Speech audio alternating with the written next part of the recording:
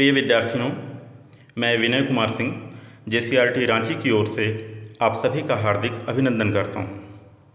इस वीडियो में हम कक्षा 12 की आरोह भाग 2 पुस्तक में संकलित पाठ 11 भक्तिन को पढ़ेंगे। यह गद्य खंड के अंतर्गत पहला पाठ है एवं इसे महादेवी वर्मा ने लिखा है। पाठ पढ़ने से पहले हम लेखिका के जीवन परिचय एवं साहित्यिक परिचय को जान लेते हैं। इससे हमें पाठ में निहित विचारों, विमर्शों एवं जीवन मूल्यों की संवेदना को समझने में सहायता मिलेगी।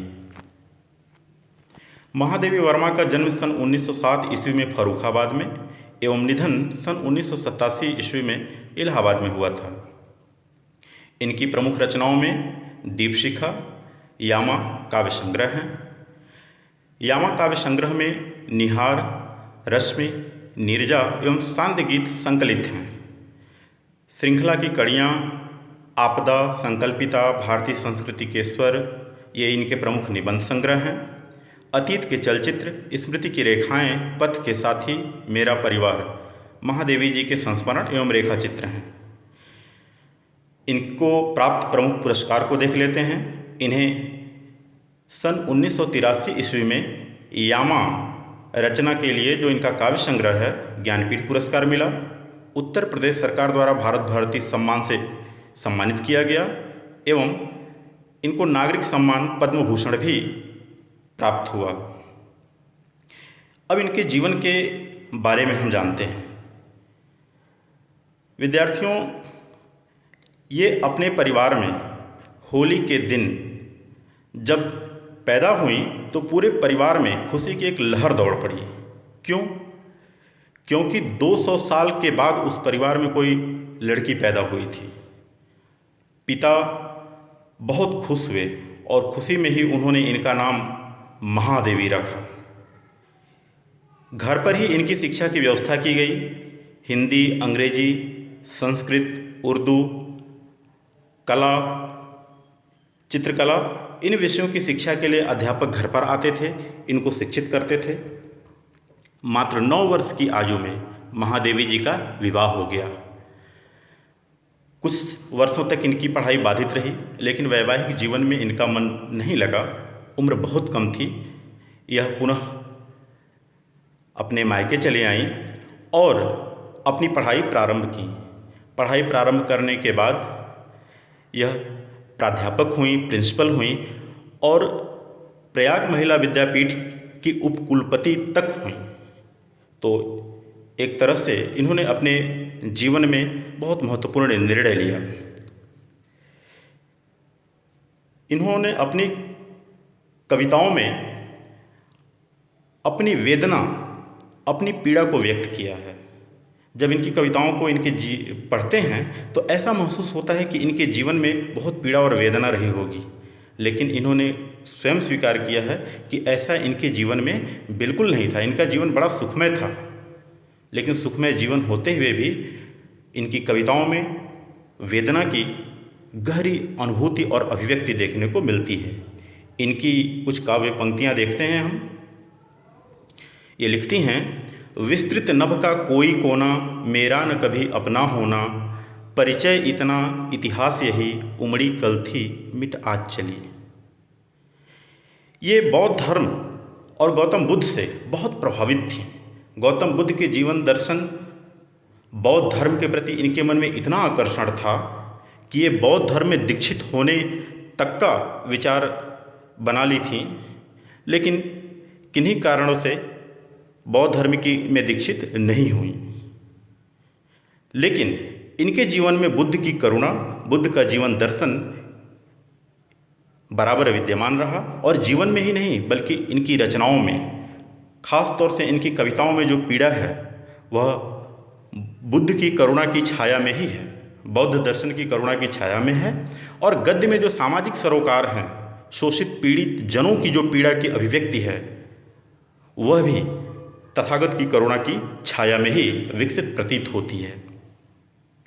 महात्मा गांधी की प्रेरणा से ये समाज सेवी बनी। यह भारतीय आज़ादी की लड़ाई में सक्रिय रूप से भाग लेना चाहती थी। महात्मा गांधी का अनुसरण करना चाहती थीं उस आज़ादी की लड़ाई में, लेकिन गांधी जी ने समझाया कि आप एक लेखिका हैं, आपके पास अपना ज्ञान है, अभिव्यक्ति की क्षमता है, तो अपनी रचनाओं के माध्यम से समाज में रहते हुए समाज की सेवा कीजिए और अपनी रचनाओं के माध्यम से शोषित पीड़ित जनों की या समाज में जो उपेक्षित हैं लोग हैं उन उपेक्षित जनों की या किसी भी तरह की अव्यवस्था है, चाहे वह राजनीतिक अव्यवस्था हो, सामाजिक अव्यवस्था हो, आर्थिक अव्यवस्था हो, उसके प्रति आप आवाज़ उठाइए। तो गांधी जी की बात मानकर महादेवी जी ने समाज सेवा का रुख अपनाया और इन्होंने नारी शिक्षा के लिए, समाज कल्याण के लिए बहुत सारे कार्य किए। प्रयाग महिला विद्यापीठ की स्थापना नारी शिक्षा के उद्देश्य से किया गया एक महत्वपूर्ण कार्य है, जो उदाहरण के रूप में देख सकते हैं आप। तो विद्यार्थियों, यह महादेवी जी का जीवन परिचय रहा। आइए हम इनके साहित्यिक परिचय को देखते हैं। महादेवी जी बहुमुखी प्रतिभा की धनी थीं। ये सुभद्रा कुमारी चौहान के साथ इनकी संगति विद्यालय जीवन में हो गई थी और जब यह 7वीं कक्षा की विद्यार्थी थीं तभी इन्होंने अपना पहला निबंध लिखा था। मात्र 13 वर्ष की उम्र में इन्होंने अपनी पहली कविता लिखी थी और वह जो रास्ता आगे बढ़ा फिर कभी रुका नहीं।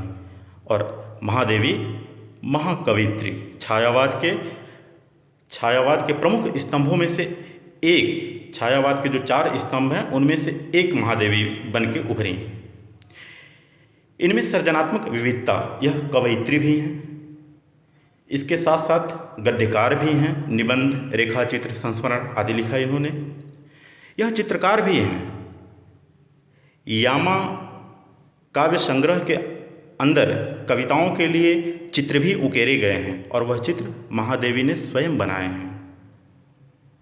जैसा कि मैंने बताया अभी, छायावाद के 4 स्तंभों में महादेवी जी एक थीं। छायावाद क्या है विद्यार्थियों? सन 1918 से लेकर 1936, ध्यान दीजिए, सन 1918 से लेकर 1936 तक में हिंदी साहित्य के अंतर्गत जो कविताएं रची गईं वह छायावाद के नाम से प्रसिद्ध हुईं। उस छायावाद की प्रमुख विशेषताएं क्या थीं? तो आत्माभिव्यक्ति, प्रेम और सौंदर्य का सूक्ष्म वर्णन, प्रकृति का आलंबन पर चित्रण, अज्ञात के प्रति रहस्य भावना।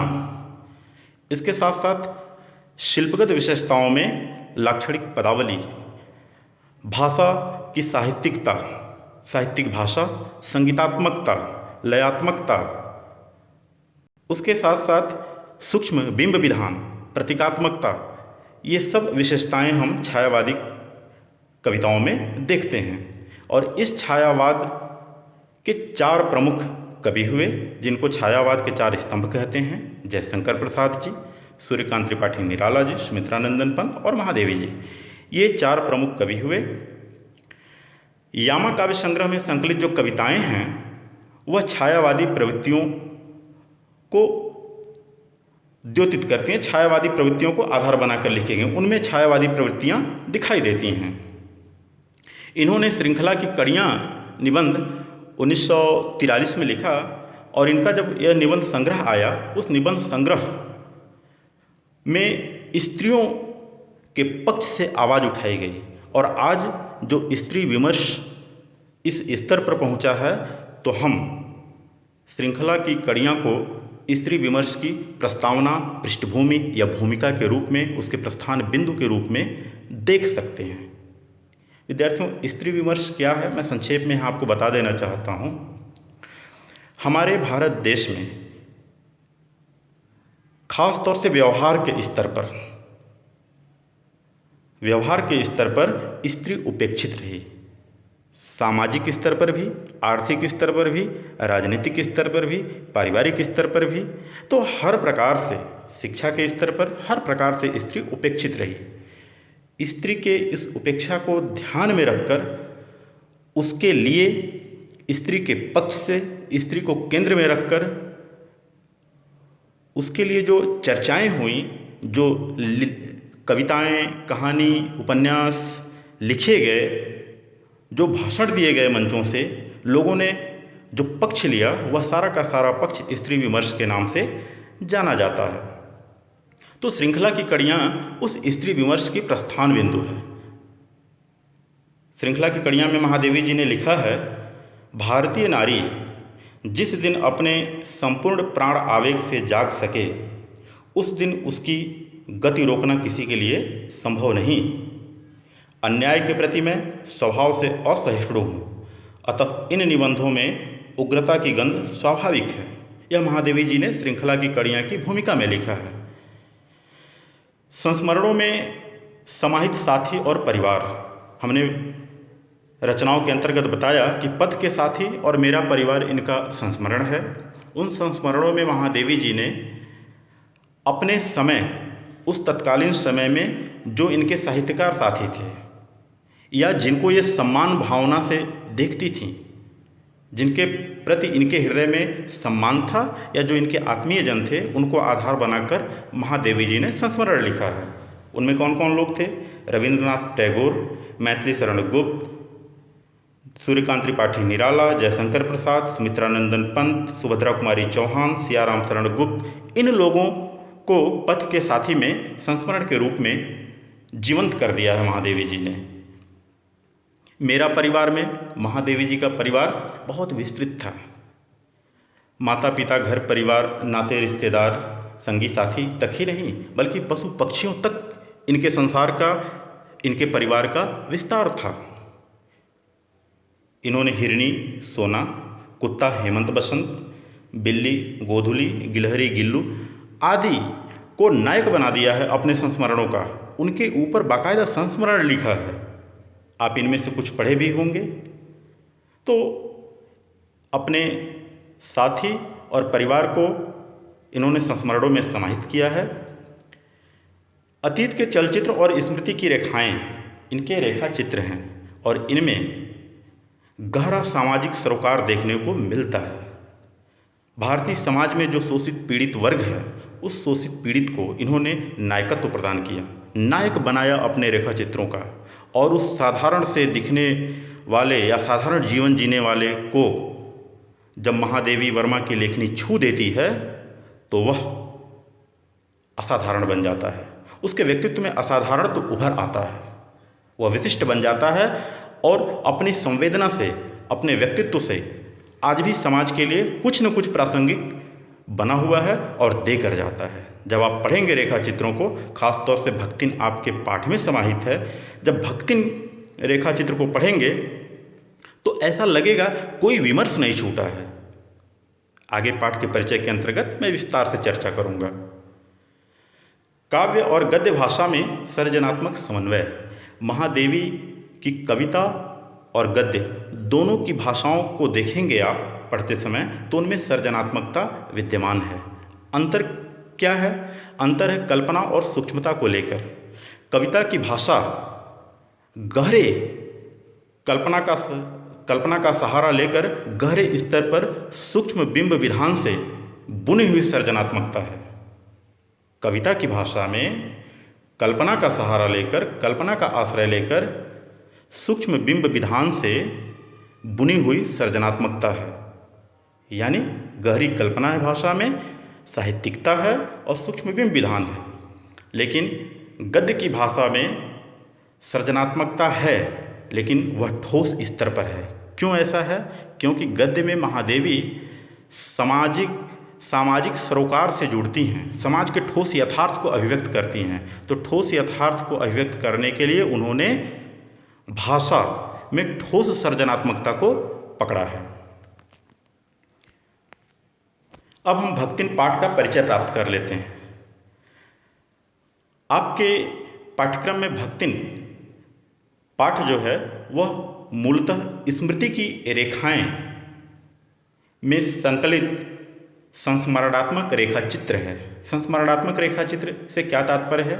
रेखा चित्र कहते हैं जब हम रेखाओं से कोई आकृति बनाते हैं और उसमें रंग भर के उसे जीवंत कर देते हैं तो वह रेखा चित्र होता है। स्केच, अंग्रेजी का स्केच हुआ।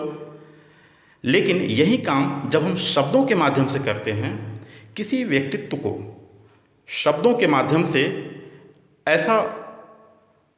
उसकी ऐसी मार्मिक अभिव्यंजना कर देते हैं, उसको इस तरह से सजीव बना देते हैं मानो चित्र में जैसे रंग भर गया हो। तो शब्दों के माध्यम से किसी व्यक्तित्व को जीवंत कर देना, उसकी मार्मिक अभिव्यक्ति, मार्मिक अभिव्यंजना कर देना, कलात्मक ढंग से उसके व्यक्तित्व को उपस्थित कर देना, यह रेखा चित्र है। संस्मरणात्मक रेखा चित्र से क्या तात्पर्य है? संस्मरण कहते हैं उसे जब हम किसी व्यक्ति के साथ जीवन जिए होते हैं और उसके साथ जीवन जीने के क्रम में जो महत्वपूर्ण बातें हमारे स्मृति में, हमारी यादों में सीमित रहती है और हम उन यादों, उन स्मृति के सहारे उस व्यक्ति के साथ जिए हुए जीवन के सत्य को लिखते हैं, उभार देते हैं, अभिव्यक्त करते हैं, तो वह संस्मरण कहलाता है। तो संस्मरण में सत्य बहुत अधिक होता है, वहाँ कल्पना के लिए अवकाश कम होता है। लेकिन रेखा चित्र में कल्पना के लिए अवकाश ज़्यादा होता है।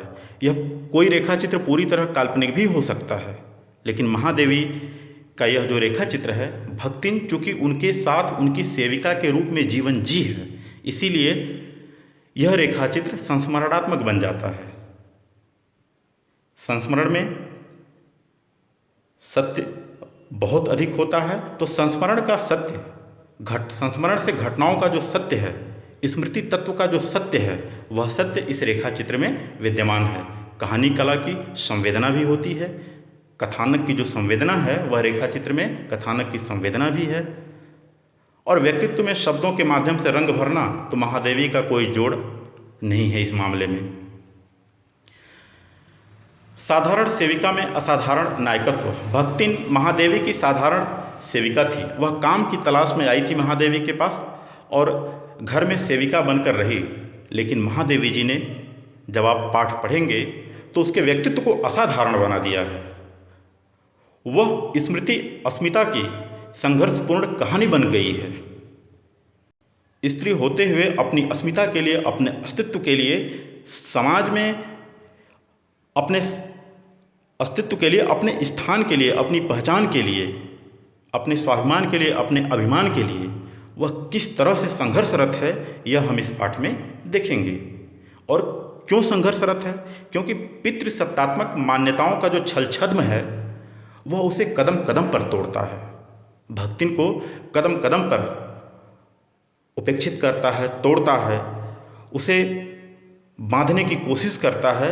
लेकिन भक्तिन अपने संघर्ष से, अपनी कर्मठता से, अपनी जीवंतता से, अपने साहस से हर बार उभर करके बाहर निकल जाती है।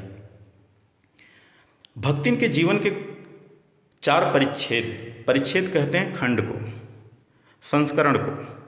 भक्तिन, इस पाठ में भक्तिन के जीवन के हम 4 भिन्न भिन्न अलग अलग खंड देखेंगे, या यह कह सकते हैं कि भक्तिन के जीवन की पूरी कहानी 4 हिस्सों में बटी हुई है। पहले हिस्से में क्या है? पहले हिस्से में उसके जन्म से लेकर उसके पिता की मृत्यु का दुख है। दूसरे हिस्से में क्या है?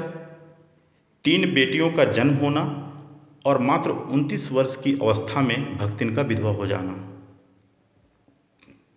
तीसरे परिच्छेद में दुख का पहाड़ मानो टूट पड़ता है जब उसकी बड़ी बेटी विधवा हो जाती है। उसकी बड़ी बेटी के साथ खुद परिवार के, उसके जेठ जिठौत परिवार के लोग मिलकर अपने एक रिश्तेदार को उसका बलात्कार करवाने की कोशिश करते हैं, उसकी पूरी संपत्ति हड़पने की कोशिश करते हैं। पंचायत बैठती है, पंचायत भी भक्तिन का साथ नहीं देती। उसकी बेटी रो रो कर अनुरोध करती, उसका साथ नहीं देती पंचायत। और अंततः वहीं से भक्तिन के जीवन की पूरी कर्मठता, पूरी बनाई हुई संपत्ति, पूरा समेटा हुआ परिवार मानो बिखर जाता है। और एक दिन ऐसा आता है कि लगान न दे पाने के कारण जमींदार बुलाकर भक्तिन को प्रताड़ित करता है। और उस प्रताड़ना से आहत एक स्वाभिमानी महिला भक्तिन, जिसका असली नाम लक्ष्मण था, वह काम की तलाश में गांव छोड़कर शहर जाती है और लेखिका से उसका मुलाकात होता है और लेखिका इसे अपनी सेविका के रूप में रख लेती हैं। यहाँ से भक्तिन के जीवन का 4था परिच्छेद शुरू होता है। तो पाठ में हम विस्तार के साथ पढ़ेंगे। ग्रामीण जीवन का संवेदनात्मक यथार्थ। इस संस्मरणात्मक रेखा चित्र में चूंकि 3 परिच्छेद में पूरी तरह से भक्तिन के ग्रामीण जीवन का परिवेश है और कैसे वहाँ वह संघर्ष करती है, छोटी छोटी बातों के लिए वह कितना झेलती है और छोटी छोटी घटनाएं कितना महत्वपूर्ण होती हैं, कैसे विपत्ति का पहाड़ टूट पड़ने पर भी हिम्मत और साहस दिखाती है भक्तिन। उस पूरे ग्रामीण परिवेश को जैसे जीवंत कर दिया है।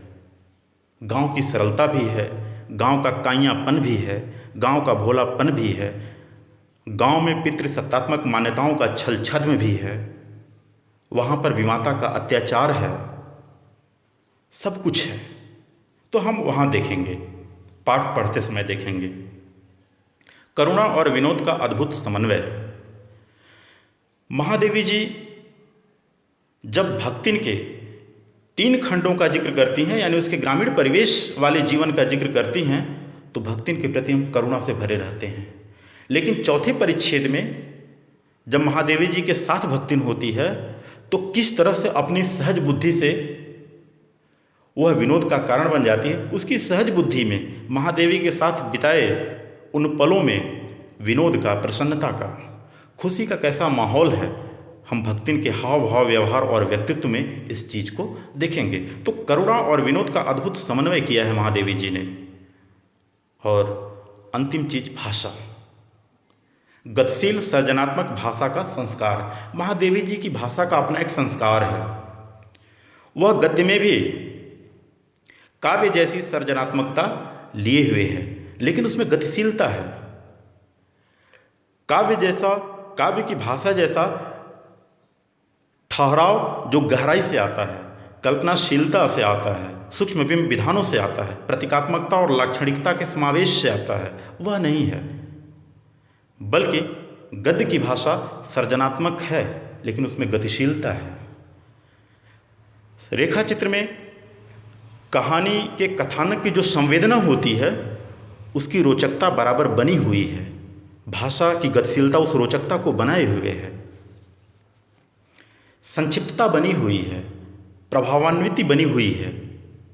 हम पढ़ते हुए पहले शब्द से, पहली पंक्ति से आप प्रारंभ करेंगे तो अंतिम शब्द और अंतिम पंक्ति के अंतिम शब्द तक जाते जाते आपको कहीं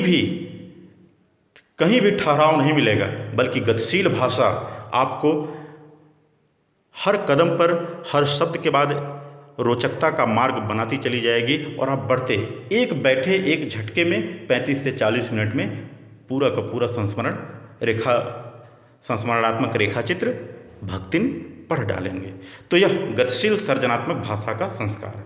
तो विद्यार्थियों, हमने कवि परिचय पढ़ा, भक्तिन पाठ का परिचय पढ़ा कि इसमें क्या है, हमने यह जाना। तो इसमें यह संस्मरणात्मक रेखा चित्र है।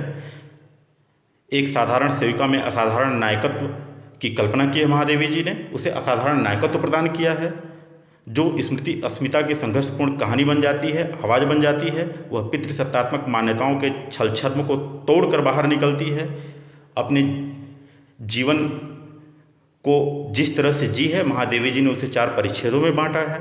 ग्रामीण जीवन का संवेदनात्मक यथार्थ है, करुणा और विनोद का अद्भुत समन्वय है, और भाषा गतिशील है, सृजनात्मक है, सृजनात्मक और गतिशील भाषा है।